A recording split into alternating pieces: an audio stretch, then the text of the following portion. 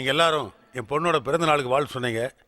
அதோட நடக்க போகிற அவள் கல்யாணத்துக்கும் உங்களுடைய வாழ்த்துக்களை சொல்லுங்கள். ஏன்னா இப்போ இங்கே அவளுடைய நிச்சயதார்த்தம் நடக்க போகுது. என்னடா நிச்சயதார்த்தங்கிறான், மாப்பிள்ளை காணாமன்னு பார்க்குறீங்களா? என்னுடைய மாப்பிள்ளை இங்கே தான் உங்கள் மத்தியில் இருக்காரு. எதுக்கு தேவையில்லாத சஸ்பென்ஸ். இப்போவே எங்கள் மாப்பிள்ளை உங்களுக்கு அறிமுகப்படுத்தி வைக்கிறேன். Sandhya கூப்பிடுமா. Come on. Come on. Would you please excuse me?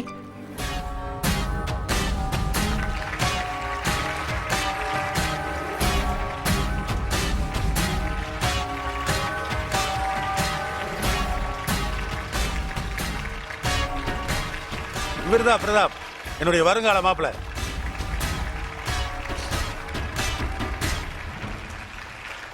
ஐயா என்னது கை விடு. Many more happy returns of the day. Thank you.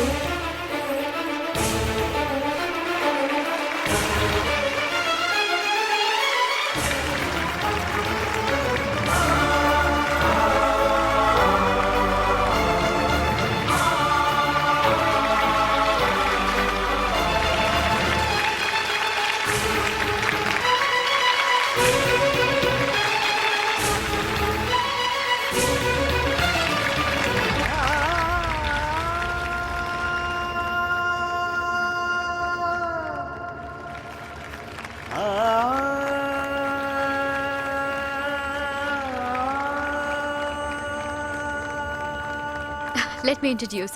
Pratap, this is my friend Prabhu and that's Vasu. Hi. Hi. I believe you have a lot of boyfriends, right? Shiva inga? Siva இங்கே தான் இருந்தான்.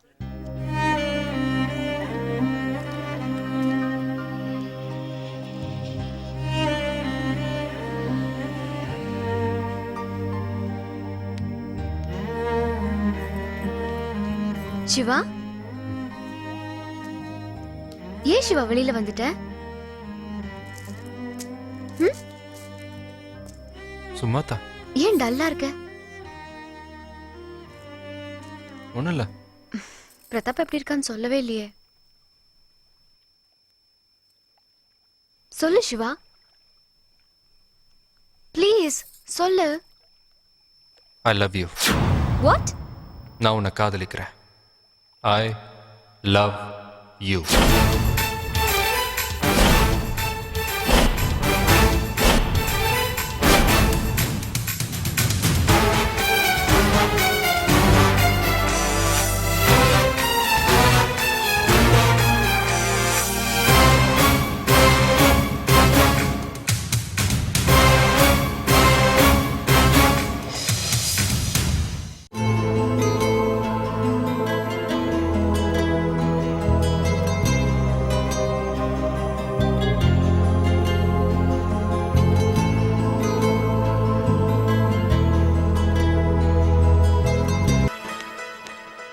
சிவா, உன் கூட தனியா பேசணும்.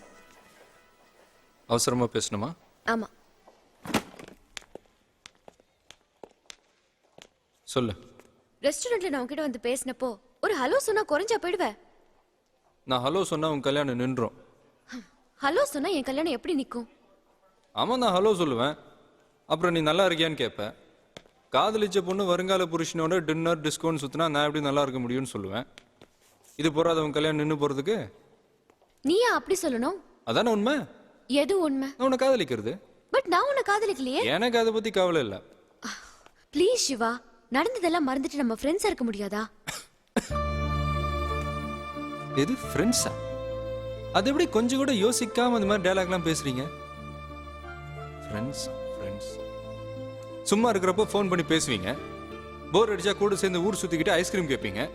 Ticket கிடைக்காத படத்துக்கு கூட்டிட்டு போன்னு சொல்லுவீங்க. இப்படி ஃபுல் பீக்கில் எங்கள் மனசில் கற்பனை வளர்த்துட்டு கடைசியில் அமெரிக்காலேருந்து எவனா கம்மல் போட்டு வருவான், அவனை கல்யாணம் பண்ணிட்டு போயிடுவீங்க. நாங்களாம் எங்கள் தாடி வளர்த்துட்டு குவார்டர் பாட்டிலோட தெருவா சுற்றிட்டு இருக்கணும். இல்லை, நான் தெரியாமல் கேட்குறேன், எங்களெல்லாம் என்ன நினச்சிங்க? நல்ல வேலை ஃப்ரெண்ட்ஸாக இருப்போம்னு நிறுத்திக்கிட்டேன். அண்ணன் தங்கச்சியாக இருப்போம்னு சொல்லாம முட்டிய. Siva please try to understand me. இதை பாரு சந்தியா, எனக்கு உன்ன மாதிரி டஸ்ஸு புஸ்ஸுன்னு இங்கிலீஷ்லலாம் பேச வராது. அழகான தமிழில் தெளிவாக சொல்கிறேன் கேட்டுக்க. நட்புங்கிறது லைப்ரரியில் கிடைக்கிற புக்கு மாதிரி. அதை யார் வேணாலும் படிக்கலாம். ஆனா காதலுங்கிறது நம்ம எழுதுற டைரி மாதிரி. அதை எழுதினவங்க மட்டும்தான் படிக்க முடியும். அதை கொண்டு போய் லைப்ரரியில வச்சு அடுத்தவங்க படிச்சா அசிங்கமாயிடும். சிவா, 2 வருஷமா அங்கிளுக்கு ஒரு ஃபோன் கூட பண்ணாத கீதா அந்த பொக்கே அமிச்சாளா? அத நீ தானே கொண்டு கொடுத்த. சிவா, 1 மினிட். என்ன? என் மேரேஜ் இன்விடேஷன். நீ என் கல்யாணத்துக்கு வரணும். ஒரு இன்விடேஷனை வேஸ்ட் பண்ணாத. நான் வரமாட்டேன். ஏன்? நீ காதலிக்கலன்னு சொன்னப்போ அது ஊருப்பன்னு சொன்ன எனக்கு நீ இன்னொருத்தனுக்கு சொந்தமாகறத பார்க்குற மனசு இல்லை. சென்டிமெண்டா? நீ ரொம்ப புத்திசாலி சிவா. நான் உன்னை காதலிக்கலன்னு தெரிஞ்ச உடனே என் மேல இருக்கிற கோவத்துல ஒரு பொண்ணை கிண்டல் பண்ணாலும் ஒருத்தனை அடிச்ச. கல்யாணத்துக்கு கூப்பிட்டா மனசு இல்லைங்கிற. என்ன இம்ப்ரெஸ் பண்றதுக்காக மேஜர் அங்கிள சந்தோஷப்படுத்த பொக்கே தர. அப்புறம் இதெல்லாம் என்ன, நான் உன்னை அட்ராக்ட் பண்றதுக்காக செய்யறேங்கிறியா? பின்ன இல்லையா? இதை பாரு, என்ன செஞ்சாலும் உன்ன மாதிரி பொண்ணுங்களுக்கெல்லாம் காதல்னா என்னன்னே தெரியாதுன்னு எனக்கு தெரியும். 4 பேர் அடிச்சாதான் லவ் கிடைக்கும்னா Mike Tyson, Bruce Lee, Jackie Chan இவங்களை தவிர வேற யாருக்கும் கல்யாணமே நடந்திருக்காது. இந்த வயசானவங்களுக்கு பூ தர்றது, கண்ணு தெரியாதவங்களுக்கு ரோட்டை கிராஸ் பண்ண ஹெல்ப் பண்றது, இதனால பொண்ணுங்க ஐ லவ் யூன்னு சொல்லுவாங்கன்னா சோஷியல் சர்வீஸ் பண்றவங்களுக்கும் பூ கடைக்காரனையும் தவிர வேற யாருக்கும் பொண்டாட்டியே இருக்க மாட்டாங்க. தயவு செஞ்சு ஆம்பளைங்களை பத்தி நம்ம எண்ணத்தை மாத்திக்க. ஒரு தடவை ஒருத்தர் நினைச்சிட்டா கடைசி வரைக்கும் அவனால தான் மனசை மாத்திக்க முடியாது. காதலுக்காக வாழறவனும் காதலுக்காக சாவறவனும் ஆம்பளை தான். ஒரு ஷாஜஹான் தான் இறந்து போன தான் பொண்டாட்டி நினைவா தாஜ்மஹாலை கட்டினானே தவிர உலகத்துல எந்த பொண்ணாவது தான் புருஷனுக்காக ஒரு குடிசையாவது கட்டியிருக்கான்னு சொல்ல முடியுமா? காதல் தோல்வினா ஆம்பளை தற்கொலை பண்ணிக்குவான். ஆனா நீங்க அப்படி ஒரு விஷயமே நடக்காத மாதிரி எல்லாத்தையும் மறந்துட்டு வேற எவனையா கல்யாணம் பண்ணி குழந்தைய பெற்று போனா போதுன்னு அதுக்கு காதலன் பேர் வைப்பீங்க. அதை தவிர வேற என்ன செய்வீங்க? உங்களுக்குலாம் அம்மான்ற ஸ்தானம் மட்டும் இல்லைன்னா வேஸ்டியா? எது உண்மை எது பொய்ன்னு தெரிஞ்சுக்க முடியாம 50 காசுக்கு சுண்டல் வாங்கி கொடுத்து 5 ரூபாய்க்கு கோன் ஐஸ்கிரீம் வாங்கி கொடுத்து அம்மாவை ஆக்கிட்டு போற அயோக்கிய பசங்களை நம்புவீங்க. சின்சியரா லவ் பண்ணா அவ்வளவுதான் அம்போன்னு விட்டு போயிடுவீங்க. கேட்டா கல்யாணத்துக்கு முன்னாடி காதலிக்க மாட்டேன், கல்யாணத்துக்கு அப்புறம் தான் காதலிப்பேன்னு லவ்வுக்கு ஒரு புது விளக்கம் வேற சொல்றேன். காதல் படிக்கிறதுன்னு சொன்னா கல்யாணம் பரீட்சை எழுதுற மாதிரி. உனக்கு படிக்கிறதுலேயே நம்பிக்கை இல்லாதப்போ பரீட்சை எப்படி எழுதுற? வரப்போறவனை ஏமாத்தாம கடைசி வரைக்கும் குடும்பம் நடத்துவானான்னு நல்லா யோசிச்சு முடிவெடு. இல்லைன்னா எதிர்காலத்தில் நீ அழறதுக்கு கண்ணீர் இருக்கும், ஆனா அதை துடைக்க கை இருக்காது.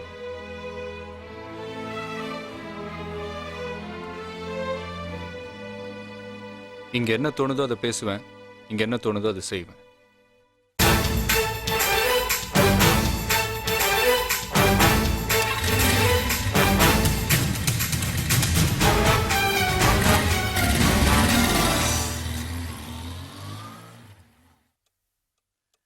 ஏமா ஒரு மாதிரியா இருக்க? மா, ஏமா ஒரு பொண்ணுக்கு எந்த மாதிரி புருஷன் கிடைச்சா சந்தோஷமா இருப்பா?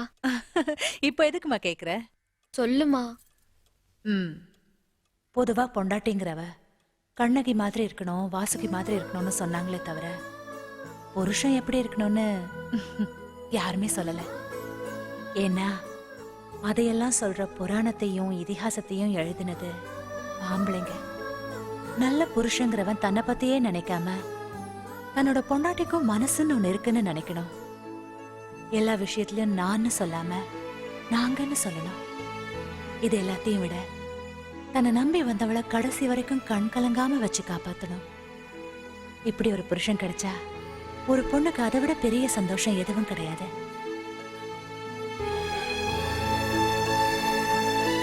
நட்புங்கிறது லைப்ரரியில கிடைக்கிற புக்கு மாதிரி. அதை யார் வேணாலும் படிக்கலாம்.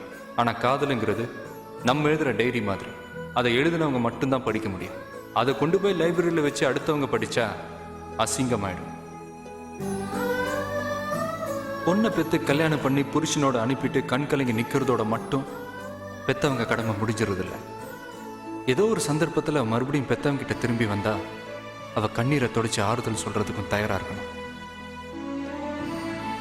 வரப்போறவனை ஏமாத்தாம கடைசி வரைக்கும் குடும்பம் நடத்துவானான்னு நல்லா யோசிச்சு முடிவெடு.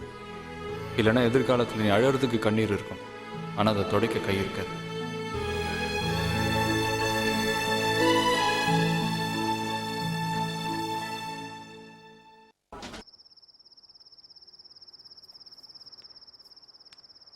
சிவா, நான் கிளம்புறேன். சாரி. எதுக்கு? இல்ல, நீ எப்பவும் ஜாலியா இருக்கிறவ, இங்க வந்து எங்க பிரச்சனையில உன்னை டிஸ்டர்ப் பண்ணிட்டோம். அதெல்லாம் ஒண்ணும் இல்ல. அருணாவை பார்க்க தான் நான் இங்க வந்தேன்.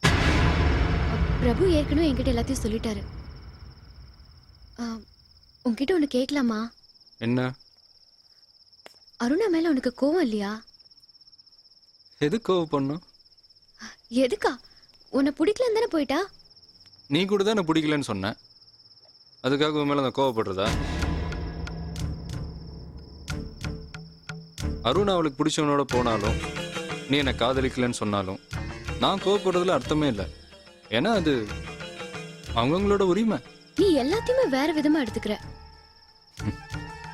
நான் சரியா தான் எடுத்துக்கிறேன், மற்றவங்க தான் வேற விதமா எடுத்துக்கிறாங்க. சிவா, என் கார் வரல, என்ன கொஞ்சம் வீட்ல டிராப் பண்றியா? ஒரு நிமிஷம். பிரபு. எதுக்கு பிரபு? உன்னை டிராப் பண்ண. ஏ, நீ வர மாட்டியா? சந்தியா, பைக்ல என் பின்னாடி உட்காந்து வரணும்னா ஒன்னு என் அம்மாவா இருக்கணும், இல்ல தங்கச்சியா இருக்கணும், இல்லைன்னா எனக்கு வரப்போற பொண்டாட்டியா இருக்கணும். ஃப்ரெண்ட்லியா ஒரு பொண்ணோட நைட்ல பைக்ல போற அளவுக்கு நம்ம ரேஞ்ச் இல்லை. ஒரு நிமிஷம், பிரபு அனுப்புறேன்.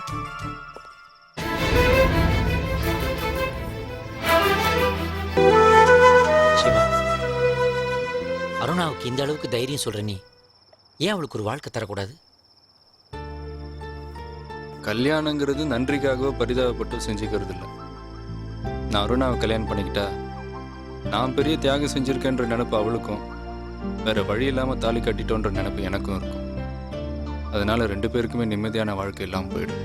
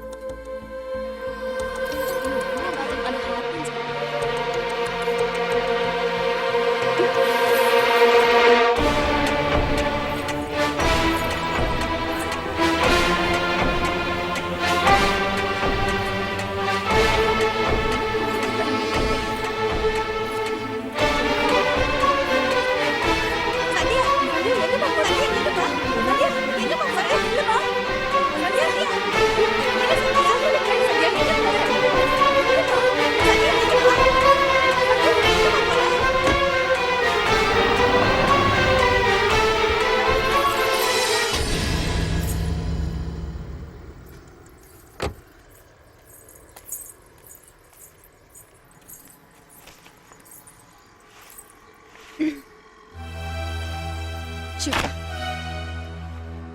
நான் வந்துட்டேன். கல்யாண மண்டபத்துல இருந்து வந்துட்டேன். பிரதாப் வேண்டான்னு வந்துட்டேன்.